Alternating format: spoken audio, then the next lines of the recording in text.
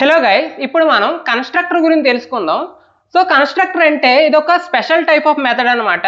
మీరు డేటాని సెట్ చేసుకోవచ్చు అనమాట మీ క్లాస్లో ఉన్న వేరియబుల్స్కి. ఫర్ ఎగ్జాంపుల్ లెట్స్ సే ఇది నా క్లాస్ అనుకోండి, నేను ఇక్కడ డేటాని సెట్ చేస్తున్నాను నా క్లాస్కి. సో అంటే ఇది నా కన్స్ట్రక్టర్ అనమాట. ఓకే, మీకు అర్థమైందని అనుకుంటున్నాను. సో దీన్ని మనం ప్రాక్టికల్గా చేసినప్పుడు ఇంకా క్లియర్గా ఎక్స్ప్లెయిన్ చేస్తాను. మనకి కన్స్ట్రక్టర్లో 2 టైప్స్ ఆఫ్ కన్స్ట్రక్టర్స్ ఉంటాయి. ఒకటి ఇంప్లిసిట్ కన్స్ట్రక్టర్, రెండు ఎక్స్ప్లిసిట్ కన్స్ట్రక్టర్. ఇంప్లిసిట్ కన్స్ట్రక్టర్నే డిఫాల్ట్ కన్స్ట్రక్టర్ అంటాం అనమాట. సో మనం ఆబ్జెక్ట్ క్రియేట్ చేసినప్పుడు ప్రతిసారి మనకు తెలియకుండానే కన్స్ట్రక్టర్ అనేది కాల్ అయిపోతుంది. సో మీరు స్పెషల్గా కన్స్ట్రక్టర్ని అయితే డిఫైన్ చేయకపోయినా అదైతే కాల్ అవుతూనే ఉంటుంది బై డిఫాల్ట్.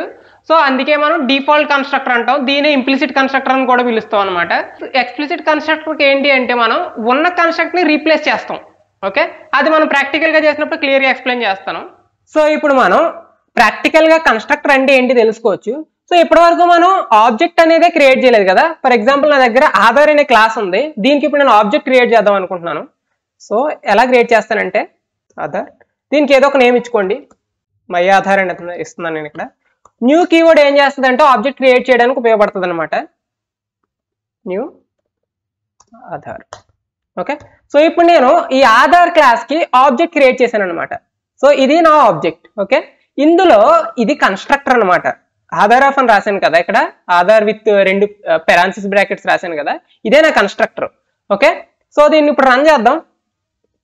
మనకి ఏం రాదు రన్ చేసినా, ఎందుకంటే ఆబ్జెక్ట్ క్రియేట్ చేసాం బట్ ఆబ్జెక్ట్లో డేటా ఏం లేదు కదా. అంటే ఈ క్లాస్లో మనం ఏ డేటా ఇవ్వలేదు కాబట్టి ఏం ప్రింట్ అవ్వదు. సో ఇక్కడ కన్స్ట్రక్టర్ రాసామని నేను అంటున్నాను. సో దీన్ని ఎలా రాస్తాను అంటే, సో జనరల్గా మనం కన్స్ట్రక్టర్ డిఫైన్ అయినప్పుడు సో ఎలా కాల్ అవుతుంది అనమాట. అంటే మనం ఎప్పుడైతే ఇలా రాసామో ఆధార్ విత్ 2 పెరాన్సిస్ బ్రాకెట్స్ రాస్తామో అది ఇలా కాల్ అవుతుంది అనమాట లోపల. ఓకే, సో ఎలా చెప్తున్నావు కదా, ఇది కాల్ అవుతుందో లేదో నాకు ఎలా తెలుస్తుంది. ఫర్ ఎగ్జాంపుల్ దీనిలోనే నేను system.out.println ఐఎమ్ డిఫాల్ట్ కన్స్ట్రక్టర్ అని ప్రింట్ చేస్తున్నాను. సో ఇక్కడ చూడండి, ఇది ఎప్పుడైతే కాల్ అయిందో డిఫాల్ట్ కన్స్ట్రక్టర్ మనకి ప్రింట్ అయింది అనమాట. సో ఆల్వేస్ మీరు ఇది వాడకపోయినా డిఫాల్ట్ కన్స్ట్రక్టర్ అనేది కాల్ అవుతూనే ఉంటుంది. దీన్నే మనం ఇంప్లిసిట్ కన్స్ట్రక్టర్ అని కూడా అంటాం. సో మీరు ఇలా ఇది అండ్ ఇది సేమ్ అనమాట. ఓకే, మీరు ఏదైనా ఒక యాక్షన్ చేద్దాం అనుకున్నారో ఇంప్లిసిట్ కన్స్ట్రక్టర్లో లేదా డిఫాల్ట్ కన్స్ట్రక్టర్లో అన్నప్పుడు మీరు ఎలా రాసుకోవచ్చు. లేదు నాకు అవసరం లేదనుకుంటే అయినా సరే అది కాల్ అవుతూనే ఉంటుంది. ఓకే, బై డిఫాల్ట్ అనేది మనకి ఈ డిఫాల్ట్ కన్స్ట్రక్టర్ అనేది కాల్ అవుతూ ఉంటుంది. క్లియర్ కదా. కన్స్ట్రక్టర్ గురించి తెలుసుకునే ముందు మీరు దిస్ కీవర్డ్ గురించి తెలుసుకోవాలి. దిస్ కీవర్డ్ ఏం చేస్తుంది అంటే గ్లోబల్ వేరియబుల్స్ని లోకల్ వేరియబుల్స్ని సెపరేట్ చేస్తుంది. సో మీరు ఏవైతే మెథడ్ లోపల లేదా కన్స్ట్రక్టర్ లోపల డిఫైన్ చేస్తారో వాటిని లోకల్ వేరియబుల్స్ అంటాం. లేదు మెథడ్ బయటన అంటే క్లాస్ లోపల డిఫైన్ చేసిన వాటిని గ్లోబల్ వేరియబుల్స్ అంటాం. అంతే, సింపుల్. ఓకే, ఈ రెండింటిని సెపరేట్ చేస్తుంది. అంటే మీకు గ్లోబల్ ఫెస్టివల్ గురించి మాట్లాడుకుంటే క్రిస్మస్ కదా, అలాగే మనం లోకల్ ఫెస్టివల్ ఏదైనా తీసుకుంటే బోనాలు లాంటివి తీసుకుంటే మన హైదరాబాద్కి సంబంధించిన ఫెస్టివల్. సో ఇక్కడ లోకల్ ఫెస్టివల్ అనేది బోనాలు, గ్లోబల్ ఫెస్టివల్ అనేది క్రిస్మస్. సో ఇలా ఈ 2 ఫెస్టివల్సే, కానీ ఈ రెండింటికి సెపరేషన్ డిఫైన్ చేసేదే మన దిస్ కీవర్డ్ అనమాట. ఇది ప్రాక్టికల్గా చేద్దాం పదండి. సో ఇప్పుడు మనం ఎక్స్ప్లిసిట్ కన్స్ట్రక్టర్ గురించి మాట్లాడుకోవచ్చు.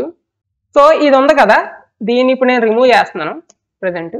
సో ఇప్పుడు నేను ఏమంటున్నానంటే ఆధార్ కార్డుకి నేను జస్ట్ ఒక నెంబర్ ఇద్దాం అనుకుంటున్నాను. ఆధార్ నెంబర్ అనుకోవచ్చు. ఓకే, ఇది ఒక వేరియబుల్ ఇక్కడ పెట్టాను. అండ్ అలాగే నేమ్ కూడా తీసుకుందాం. సో పర్సన్ నేమ్ తీసుకుందాం. ఓకేనా. సో ఇక్కడ ఏమంటున్నానంటే నాకు ఈ డేటాని సెట్ చేయాలి నేను. అంటే నా ఆబ్జెక్ట్ క్రియేట్ చేసినప్పుడు ఈ డేటాని సెట్ చేసుకోవాలి. అలా ఎలా సెట్ చేస్తాం అంటే కన్స్ట్రక్టర్ ద్వారా సెట్ చేస్తాం అనమాట. అంటే ఇది యాక్సెప్ట్ చేయాలి, ఈ కన్స్ట్రక్టర్ అనేది డేటాని యాక్సెప్ట్ చేయాలి మనం ఇక్కడి నుంచి పాస్ చేసినప్పుడు. ఓకే, నేను ఇక్కడి నుంచి ఏం పాస్ చేస్తున్నానంటే సో 1 2 3 4 5 6 7 అనేది నా ఆధార్ నెంబర్ అనుకోవచ్చు. సో నా నేమ్ ఏం వేస్తున్నానంటే దుర్గబాబు అని పెట్టాను. ఓకే, సో ఇక్కడి నుంచి నేను ఇక్కడికి పాస్ చేసినప్పుడు ఇది క్యాప్చర్ చేయాలి కదా డేటాని. సో అంటే తీసుకోవాలి డేటాని. సో అప్పుడు ఏం చేస్తాం ఇక్కడ integer, so my Aadhaar number అంటున్నాను. ఓకే, స్ట్రింగ్ మై నేమ్ అంటున్నాను. ఓకే, సో ఇక్కడ నుంచి డేటా అనేది ఇక్కడికి వస్తుంది, కన్స్ట్రక్టర్కి వస్తుంది. కన్స్ట్రక్టర్కి వచ్చిన తర్వాత మనం ఇక్కడికి సెట్ చేయాలి. ఓకే, వీటిని గ్లోబల్ వేరియబుల్స్ అంటాం, గుర్తుపెట్టుకోండి. సో ఇప్పుడు ఏమంటున్నానంటే this dot Aadhaar number is equal to my Aadhaar number అంటున్నాను. Okay, this dot name is equal to my name అంటున్నాను. ఓకే, ఇప్పుడు డేటా అనేది ఈ రెండింటికి సెట్ అయిపోయింది. ఓకే, ఇప్పుడు మనం దాన్ని ప్రింట్ చేయాలి. ఎలా ప్రింట్ చేస్తాం? System dot out dot println my Aadhaar dot Aadhaar number. So ఇప్పుడు మనం ప్రింట్ చేసి చూద్దాం. సో ఇక్కడ చూడండి ఆధార్ నెంబర్ అనేది ప్రింట్ అయిపోయింది. సో ఇప్పుడు ఇక్కడ ఒక థింగ్ మీరు అబ్జర్వ్ చేస్తే దిస్ అనే కీవర్డ్ వాడుతున్నాను. దిస్ ఏం చేస్తుందంటే లోకల్ వేరియబుల్స్ని గ్లోబల్ వేరియబుల్స్ని సెపరేట్ చేస్తుంది. మనం ఇక్కడ అర్థం చేసుకుంటే ఇక్కడ నుంచి డేటా అనేది ఈ కన్స్ట్రక్టర్కి వస్తుంది కదా. ఇక్కడికి వచ్చినప్పుడు ఏంటి, ఈ 1 2 3 4 5 6 7 అనేది ఇందులో స్టోర్ అవుతుంది, దుర్గబాబు అనేది ఇందులో స్టోర్ అవుతుంది. సో అది మనం ఎక్కడ పెడుతున్నాం, తిరిగి మళ్ళీ ఆధార్ నెంబర్ కానీ పెడుతున్నాం అండ్ అలాగే నేమ్కి కూడా పెడుతున్నాం. ఓకే, సో దిస్ కీవర్డ్ ఏం చేస్తుందంటే ఇవి నా గ్లోబల్ వేరియబుల్స్, ఇవి నా local variables. Okay, so method లోపల రాసాం కదా, ఇవి లోకల్ వేరియబుల్స్, ఇవి గ్లోబల్ వేరియబుల్స్. ఈ రెండింటిని సెపరేట్ చేస్తుంది అనమాట. మనం జనరల్ ప్రోగ్రామింగ్ లో ఇలా 2 సెపరేట్ నేమ్స్ వాడరు. ఓకే, ప్రాక్టికల్ గా మనం చేసినప్పుడు లేదా ఫ్రేమ్వర్క్ ఇంప్లిమెంట్ చేసినప్పుడు లేదంటే మనం కోడింగ్ చేసినప్పుడు బెస్ట్ ప్రాక్టీస్ ఏంటంటే ఇలా 2 డిఫరెంట్ నేమ్స్ వాడకూడదు అనమాట. సో ఏం చేద్దాం, ఇవే నేమ్స్ ని మనం వాడుకోవచ్చు అనమాట. సేమ్ నేమ్స్ మనం వాడుకుంటాం అనమాట.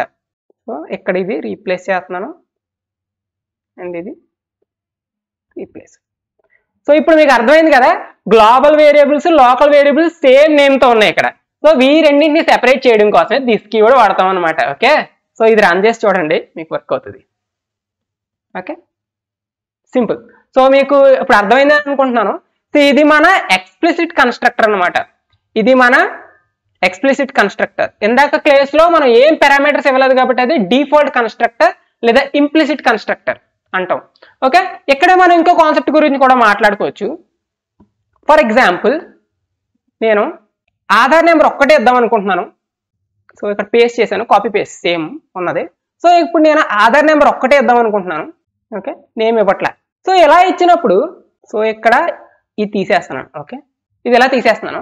ఇక్కడ తీసినప్పుడు ఏమవుతుంది అంటే ఎప్పుడైతే నేను ఆధార్ నెంబర్తో మాత్రమే కాల్ చేస్తానో అది ఇక్కడ కాల్ అవుతుంది, దీన్ని కాల్ చేయదు.